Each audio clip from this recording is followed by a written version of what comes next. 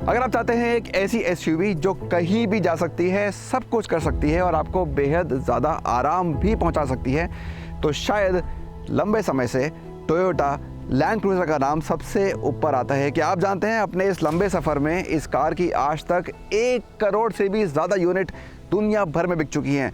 तो क्या है ऐसा ख़ास, क्यों है इस कार की इतनी दीवानगी सारी दुनिया में? आज कार एंड बाइक हिंदी पर इसी सवाल का जवाब जानने की कोशिश हम करेंगे। मेरा नाम है शम्स और इससे पहले हम आपको इस कार के बारे में बताएं, अगर आपने अभी तक हमारे चैनल को सब्सक्राइब नहीं किया तो फ़ौरन कर लें और बेल आइकन भी दबा दें ताकि आपको ऐसी शानदार गाड़ियाँ हम लगातार सबसे पहले दिखाते रहें।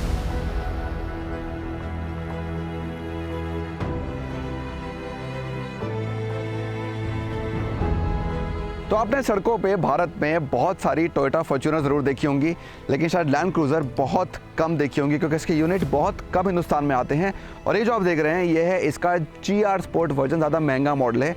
इसकी यूनिट्स तो और भी कम है और ज़्यादा लिमिटेड एक्सक्लूसिव कार है ये। तो क्या है ख़ास इस GR स्पोर्ट में? इसको कंपनी ने ख़ास तौर से ऑफ रोडिंग के लिए बनाया है। तो रेगुलर लैंड क्रूज़र को आप रोड पर चलाइए, हालांकि वो भी सब कुछ कर सकती है, लेकिन इसमें क्या है कि कुछ फ़र्क है। क्या फ़र्क है? बेटर आपको यहाँ पे अप्रोच एंगल मिलता है और एक बड़ा फ़र्क है, तो तकरीबन 30% बेटर आपको अप्रोच एंगल मिल जाता है। व्हील्स डिफरेंट हैं, आपको एक बेटर राइड देने के लिए यहाँ पे दिए गए हैं। 18 इंच के व्हील्स हैं, वहाँ आपको 20 इंच के व्हील्स मिलते हैं। लुक भी अलग है, तो आपको पूरा एक ब्लैक लुक मिलेगा कार पे। सब जगह आप देखते हैं, पिलर्स देखिए, डोर हैंडल्स देखिए, व्हील आर्चेस देखिए, सब जगह आपको ब्लैक लुक मिलेगा। और of course how can you ignore the black look on the grill. ये जो पूरी ग्रिल है ये भी पूरी की पूरी ब्लैक दे दी गई है और काफ़ी इंपोजिंग लगती है। और जब टोयोटा का यहाँ पे लेटरिंग देख रहे हैं ना, ये आपको लैंड क्रूज़र के हर मॉडल में नहीं मिलेगी। रेगुलर मॉडल में आपको यहाँ पे टोयोटा का लोगो मिलेगा, लेकिन यहाँ पे आपको पूरा टोयोटा लिखा हुआ दिखेगा और वो वाकई में इस कार के लुक में 4 चांद लगा देता है। जैसा आपने फ्रंट में देखा, कई जगह आपको ये GR का स्पेशल लोगो मिल जाता है, पीछे भी दिया गया है, तो वो कार को एक अलग पहचान देता है। इसके अलावा क्या इंपॉर्टेंट है, ग्राउंड क्लियरेंस यहाँ आपको मिलता है 230 mm, दोनों वेरिएंट्स में सेम है तो कोई फ़र्क नहीं है। और साइड स्टेप भी आपको दोनों में मिलता है, लेकिन यहाँ आपको स्टैंडर्ड मिलता है, वहाँ आपको इल्यूमिनेटेड मिलता है, वो ज़्यादा बढ़िया लगता है। सस्ती कार में बेटर साइड स्टेप कंपनी ने दिया है, थोड़ी अजीब सी बात है। लेकिन फिर आप पीछे आते हैं और पीछे एक और ख़ास बात, यहाँ आपको मिलता है इलेक्ट्रिक टेलगेट। और एक और फ़र्क between the GR sport and the ZX, यहाँ इलेक्ट्रिक है, वहाँ भी इलेक्ट्रिक है, लेकिन वहाँ आपको जेस्चर कंट्रोल भी मिल जाता है। हालांकि एक अच्छी बात यह है कि इसकी स्पीड काफ़ी बढ़िया है, बटन दबा के फटाफट ये जल्दी से बंद हो जाता है। लेकिन कुल मिला के जो उसका इंपोजिंग स्टांस है, शायद वही सबसे ज़्यादा मैटर करता है। बायर्स को आप स्ट्रेट विंडशील्ड देखते हैं, एक बॉक्सी बॉडी स्टाइल है, जो उसका एक एसेंस है वो कंपनी ने बहुत दशकों से नहीं बदला है, वैसा का वैसा ही रहा है और वही लोगों को पसंद आता है। और एक बड़ी कार है, ऑलमोस्ट 5 मीटर लंबी है, ऑलमोस्ट 2 मीटर चौड़ी और 2 मीटर ऊंची भी है। तो हर तरफ से ये आपको एक ऐसी साइज़ की कार दिखती है जो वाकई में रोड पर चलने वाली हर किसी दूसरी कार को छोटा महसूस कराती है और शायद यही इसकी पॉपुलैरिटी की एक बड़ी वजह भी है।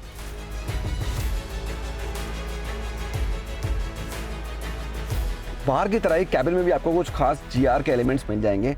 तो आप देख सकते हैं कई जगह आपको लोगो दिखता है, यहाँ हेडरेस्ट पर है, उसके अलावा स्टीयरिंग व्हील पर है और स्टार्ट स्टॉप बटन पे भी आपको एक खास GR का लोगो दिया गया है, जो काफ़ी यूनिक चीज़ है। सीट्स भी अलग मिलती हैं आपको, ये जो आप डुअल टोन कॉम्बिनेशन देख रहे हैं ये भी आपको GR स्पोर्ट पे ही मिलेगा और काफ़ी एक स्पोर्टी लुक देता है कार को। प्रॉपर लेदर सीट्स हैं, बहुत सारे फिजिकल कंट्रोल्स हैं। अगर आप थोड़े पुराने ख्यालात के हैं और आपको टच स्क्रीन्स पसंद नहीं है, बहुत ज़्यादा फीचर्स उनके अंदर पसंद नहीं है, तो ये आपके लिए एक परफेक्ट जगह है। देखिए कितने सारे बटन्स आपको यहाँ दिए गए हैं, ऊपर भी हैं और नीचे भी कंसोल में बहुत सारे बटन्स दिए गए हैं जो आपके वेल विद इन रीच हैं, आप आराम से इनका इस्तेमाल कर सकते हैं। स्टीयरिंग व्हील पे भी बहुत सारे बटन्स हैं, तो वो भी एक अच्छी बात है।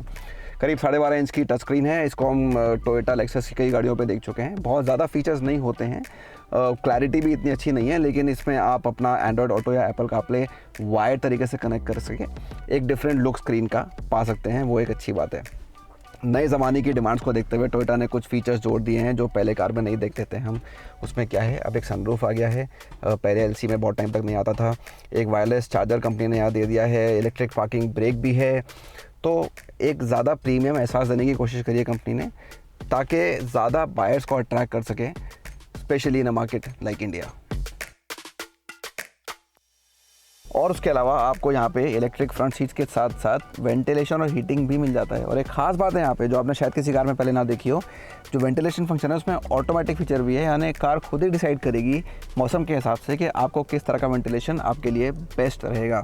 इसके अलावा स्टीयरिंग व्हील भी यहाँ पे भी आपको हीटिंग मिलती है, कूलिंग नहीं मिलती है, तो सर्दियों में काफ़ी काम आएगा। और ये इलेक्ट्रिक सेटिंग के साथ आती है, तो टिल्ट है या टेलीस्कोपिक है, सब कुछ आप एक बटन दबा के इसमें सेट कर सकते हैं। कुछ यूनिक चीज़ें हमने इस कंपनी की कार्स में पहले भी देखा है, लेकिन अच्छा लगता है।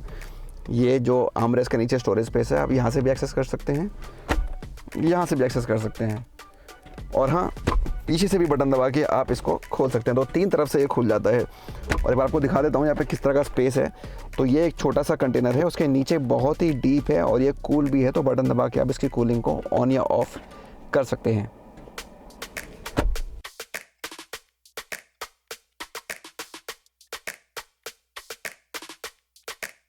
साइड स्टेप और ग्रैब हैंडल दोनों की मदद से आपको अंदर आने में कुछ खास परेशानी नहीं होगी। और यहाँ आपके पास जो स्पेस है वो थोड़ा सा मिक्स पैक है, तो मुझे हेडरूम पसंद आया। लेकिन ये देखिए, इतनी लंबी कार में भी एक लिमिटेड लेग रूम या नी रूम है, थोड़ा बेटर हो सकता था। शायद ये स्क्रीन्स उसमें थोड़ा कंट्रीब्यूट करती हैं, लेकिन इनका फ़ायदा भी है कि आपको अपना इंडिविजुअल एंटरटेनमेंट मिल जाता है। और इनको एक्सेस करने के लिए आपके पास 3.5 mm के जैक्स भी दिए हुए हैं। और अच्छी क्या बात है, इंडिविजुअल AC वेंट्स हैं, यहाँ पर भी हैं, रूफ पे भी हैं, और साथ में आपको इस कार में 4 जोन क्लाइमेट कंट्रोल मिलता है। लेकिन सबसे बेस्ट पार्ट, आपने बहुत सारी कार्स में अगली रो में देखा होगा हीटिंग और वेंटिलेशन, यहाँ पे आपको सेकेंड रो में भी ये फीचर मिलने वाला है। तो दोनों सीट्स पे आप इस फीचर का मज़ा ले सकते हैं। साथ में कंफर्ट बढ़ाने के लिए एक आर्मरेस्ट है, इसमें ये कप होल्डर है जो पॉप आउट होते हैं, और सीट का रिक्लाइन भी काफ़ी अच्छा है, इसको आप एडजस्ट भी कर सकते हैं, तो वो भी एक अच्छी बात है। तो कुल मिला के ओवरऑल एक कंफर्टेबल प्लेस है। हाँ, शायद नी रूम या लेग रूम थोड़ा बेहतर ज़रूर हो सकता था।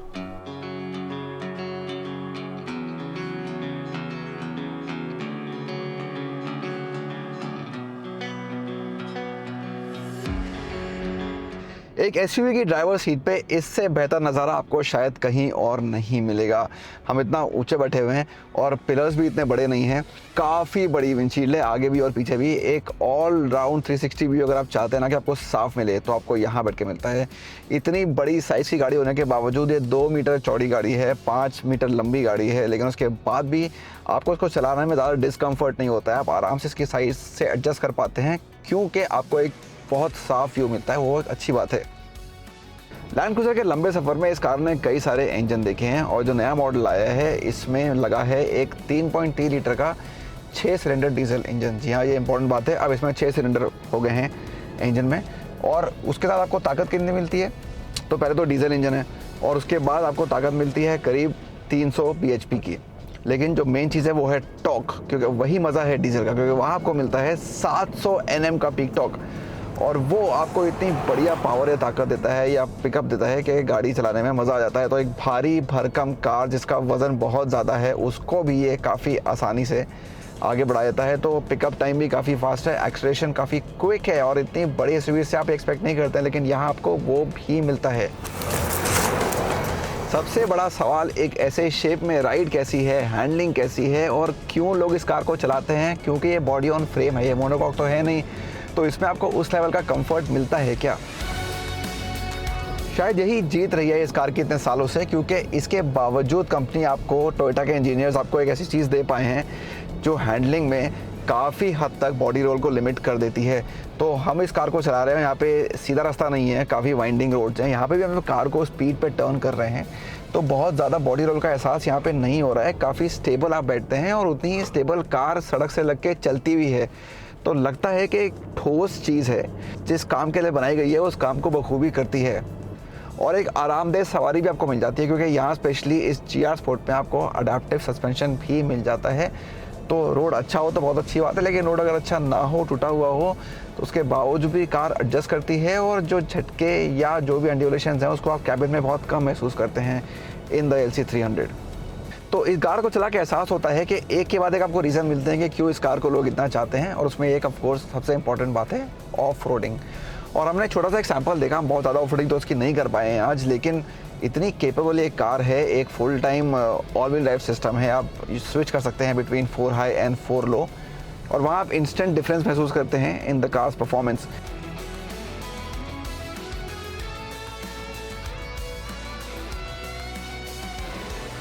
तो बहुत सारे टेरेन मोड्स हैं, तो जब ऑफ रोडिंग करने जाएं या रोड ख़राब हो, तो चाहे बर्फ़ पे चल रही हो, रेगिस्तान में चल रही हो, इस कार ने अपने आप को दुनिया के हर कोने में साबित किया है, और ये टेरेन मोड्स वहीं काम आते हैं। Of course apart from having 4 wheel drive system. एक और बढ़िया बात क्या है, इस कार में डिफरेंशियल लॉक्स हैं फ्रंट और रेयर के सेपरेट। तो डिपेंड करता है आपको कहाँ कितनी ग्रिप मिल रही है, कहाँ कितनी ग्रिप नहीं मिल रही है, किस टायर में कितनी पकड़ है, उसके हिसाब से आप उसको लॉक कर सकते हैं। पावर ट्रांसफ़र हो जाती है, तो आपके कहीं भी अटकने का चांस तो बहुत ही कम है इस तरह के एसयूवी के साथ। मैंने आपको पहले बताया इसमें अप्रोच एंगल बेटर है, बाकी मॉडल से ग्राउंड क्लियरेंस काफ़ी बढ़िया है। सारी चीज़ें कंट्रीब्यूट करती हैं एक बढ़िया परफॉर्मेंस देने में। और फिर ऑफ रोडिंग करते वक्त एक बहुत ही बढ़िया क्रॉल फंक्शन भी आपको यहाँ मिल जाता है, उसको दबा दीजिए, एक्सेलरेशन की टेंशन खत्म हो जाएगी। आपको सिर्फ गाड़ी को स्टीयर करना है, उसमें भी आपको सपोर्ट मिल जाता है कार की तरफ से, लेकिन वो एक लो स्पीड क्रूज कंट्रोल टाइप का है। कंडीशंस के हिसाब से कार खुद ही फैसला कर लेगी कि आपकी जो स्पीड है वो कितनी होनी चाहिए ऑफ रोडिंग के माहौल में। और इसमें तो कोई शक ही नहीं है, 70 सालों से ये गाड़ी बिक रही है अलग अलग फॉर्म्स में। एक मजबूत बॉडी है, स्ट्रक्चर इतना ठोस है कि कोई अनहोनी होने पर भी ये गाड़ी आपको सेफ रखेगी।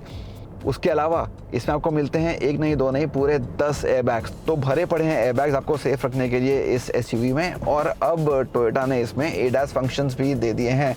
तो हमने पहले बात करी थी कि कैसे टोयोटा की गाड़ियाँ ज़्यादा फीचर रिच होती जा रही हैं, और यहाँ भी यही हुआ है कि अब इसमें आपको एडास कंपनी ने दे दिया। हालांकि बहुत सारे फंक्शंस नहीं हैं, थोड़े से ही फंक्शन हैं। वैसे एक है लेन कीपिंग असिस्ट है, क्रूज़ कंट्रोल है। तो ये सब चीज़ें हेल्प करती हैं क्योंकि बड़ी गाड़ी है, बड़ी गाड़ी लेन में चले तो बेहतर है, क्योंकि हमारे देश में ट्रैफिक थोड़ा सा अनप्रेडिक्टेबल होता है। तो उसको देखते हुए ये फीचर मेरे भी काम आया, आपके भी काम आएगा अगर आप ये कार चलाएंगे।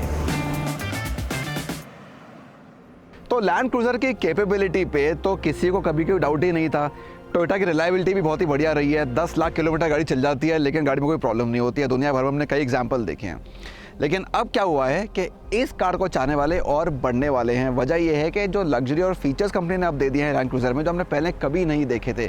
तो रिलायबल और केपेबल होने के साथ साथ ये कार अब ज़्यादा लग्जूरियस और कंफर्टेबल भी हो गई है। हाँ, जो कीमत है वो सुन के आप थोड़ा सा हैरान हो सकते हैं। 2.25 करोड़ रुपए एक शोरूम इस GRS वाले वर्जन के लिए। एक इससे निचला वेरिएंट भी आता है ZX, उसकी कीमत करीब 9 लाख रुपए कम है। तो मामूली फ़र्क है इस कीमत को देखते हुए, लेकिन GST के बाद ये भी हुआ है कि थोड़ी कीमत कम हो गई है। ये भी बात सही है कि आप इतने पैसे में 5 फॉर्च्यूनर खरीद सकते हैं। तो इस कार को लेने वालों को जो फैसला करना होता है वो दिमाग के साथ साथ दिल से भी करना होता है, क्योंकि उसके बाद वो काफ़ी खुश रहते हैं इस कार को लेने के बाद। कम ही नंबर्स में मिलती है इंडिया में, तो शायद आपको मिले या ना मिले, ये तो किस्मत की बात है। लेकिन आपका क्या कहना है इस कार के बारे में? इस कार को आप क्यों पसंद करते हैं, और क्या है इस पर खास जो किसी और में नहीं है? हमें बताइए कमेंट्स में। वीडियो देखने के लिए बहुत बहुत शुक्रिया।